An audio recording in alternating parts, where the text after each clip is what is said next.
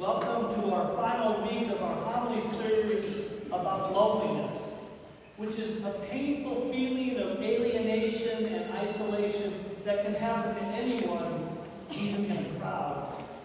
And when those feelings of loneliness start to creep in, it's important that we go ahead and name it, recognize it, and try to understand it before it begins to rule our lives.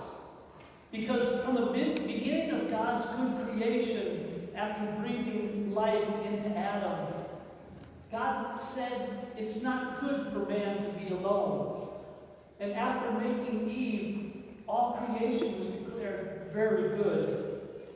But immediately after they sinned, they felt the pain and loneliness and alienation that came so quickly without even knowing it, just from what they did. And we still experience today these feelings in three ways. That is loneliness from ourselves, loneliness from others, and loneliness from God.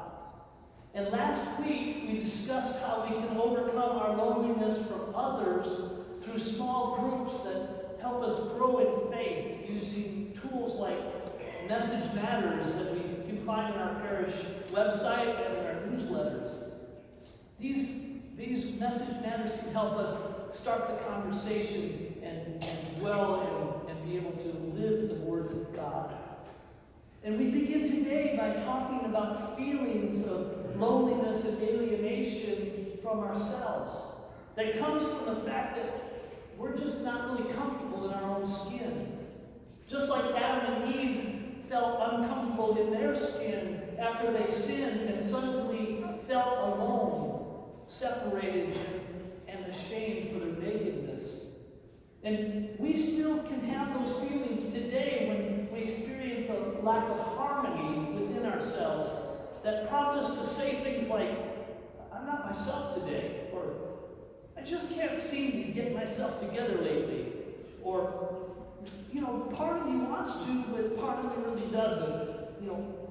But that type of loneliness can go past feelings of indecisiveness and being out of sorts, right past that into inner conflict.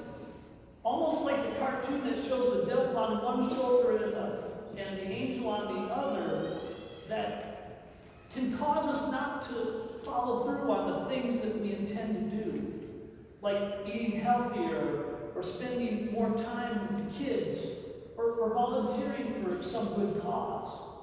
Because like St. Paul said in his letter to the Romans, what I do not understand. For I do not do what I want, but I do what I hate because of sin. And that same kind of conflict can cause us not to love ourselves very much.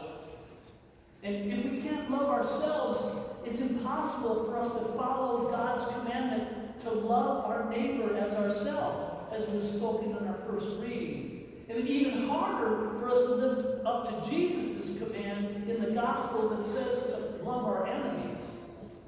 Because our ability to love others can exceed our ability to love ourselves.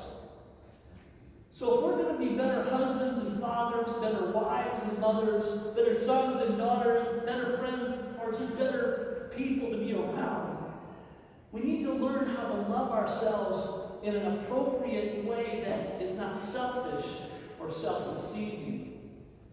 And how do we do that? Well, we start by taking care of ourselves in ways that match our three distinct human parts. Beginning with the body, our flesh, which is our physical nature that we can take care of through diet and exercise, getting enough rest, and other good, healthy habits. And we can take care of our minds, which include our thoughts and feelings and emotions through study and exposure to things like art and music. And finally, we can take care of our soul, which is the most important part of us, because the soul is our very essence in our spirit that integrates and influences every aspect of our being. A person with a healthy soul in communion with God knows how to manage and all three parts of their person, while a person with an unhealthy soul doesn't. And as Jesus once asked, what does it profit a man to gain the whole world but lose his soul? And the answer, of course, is absolutely nothing. It profits us nothing if we lose our soul. We see this all the time with celebrities who achieve fame and fortune and success that we can't even hardly imagine, only to crash and burn, but not because they're unlucky, but because they're chasing after those things at the expense of their souls. So today, I'd like to suggest some ways, in addition to participating in Mass and receiving the sacraments, that can help you take care of your soul and love yourself in an appropriate manner at the same time. And the first way is for us to start talking to our soul, which is a lot different from talking to ourselves or talking to yourself, because that usually involves reacting to situations according to our flesh or our minds or our feelings. But talking to your soul allows you to see things more objectively. It helps us to step back and see things in the presence of God, in the light of eternity, which naturally leads to prayer. And the ultimate healer and defender of souls against isolation and loneliness is prayer. So the next time something goes wrong and you start to get upset about it, I want you to talk to your soul instead of yourself. For example, if somebody says or does something you don't like, or someone cuts you off in traffic, instead of responding with negative feelings, words, and even physical gestures, I want you to talk to your soul as if God was right there with you, because He always is. And then maybe ask God to give the person peace along with the persons that they'll meet that day. And if you find yourself in a legitimate position to correct someone's bad behavior, talk to your soul first. And make sure that you don't incur sin because of them by chastising the person instead of the conduct. Now, another way to help you take care of yourself and your soul is to practice not being hurried all the time. Now, I'm not telling you not to stop. I'm not telling you to stop being busy, because busyness is something that we can't always control. But being hurried is a choice we make. Being busy means to have a full schedule and lots of things to do, while being hurried means not to be fully present to people around you or the things that you're doing. Busyness can be physically demanding, while hurriedness is spiritually exhausting. Now, Jesus was often busy, but never hurried. So try to slow down some, and don't overschedule or commit yourself to things. Observe the speed limit, don't text and drive, and be patient with those who are not operating at your warp speed. And finally, in the process of taking care of your soul, it's important that you plan some quiet time in solitude where you don't accomplish anything. That may mean sitting quietly before the Lord in adoration. Or maybe at your kitchen table in the morning with a cup of coffee. Or maybe just a walk on the beach. But whatever you choose, it has to become sacred time, where worrying and worrying about what's not going right is forbidden. And you're free to be quiet, mindful, and thankful before God. Now, even 5 or 6 minutes a day can be a great big impact on the health of your soul, because God speaks to us in the silence that we can find in solitude.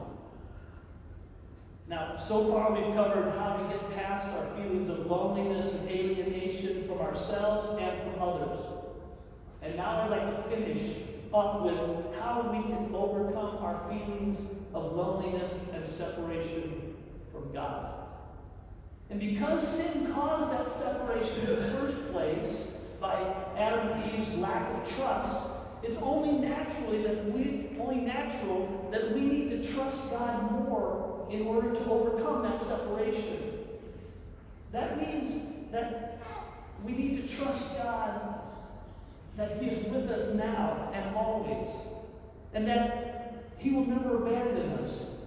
It means trusting Him enough to meet that He will meet all of our physical and our spiritual, our emotional and our intellectual and even our relational needs. It means that even when we don't have the resources, the talent, or the imagination to get through the challenges of this life, we can still move forward by depending on God, who is kind and merciful, as we sang so beautifully just a few minutes ago in the song. And even though God is perfect and almighty and He can do anything, God never forces us to trust Him. But if we insist on trusting ourselves instead of God and continue to do life our way instead of His way, we're going to fail. Just like our first parents failed to trust God and subjected the world to loneliness and isolation because of sin. That's why the #1 hit song of all time in hell is I Did It My Way. So we need to work hard and put our best foot forward in all we do. But we have to trust God with all the results and the outcomes. Because God only allows you to experience difficult situations in life so that you can grow in faith as He proves His trustworthiness in the process. God is calling you to trust Him with your life, all of it. And if there's an area in your life that you tend to act like you know better than God does, then at least talk to Him about it honestly. And let God know that you want to trust Him. And that you know that you need to trust Him. And then actually trust Him and see what miracles God will do in your life because He is trustworthy. So in summary today, here's what we want you to know. With a healthy soul, you can manage and balance the different aspects of yourself in communion with God by trusting Him in all things. And here's what we want you to do. Speak to your soul. Embrace solitude. Pray. Don't be hurried. And trust God.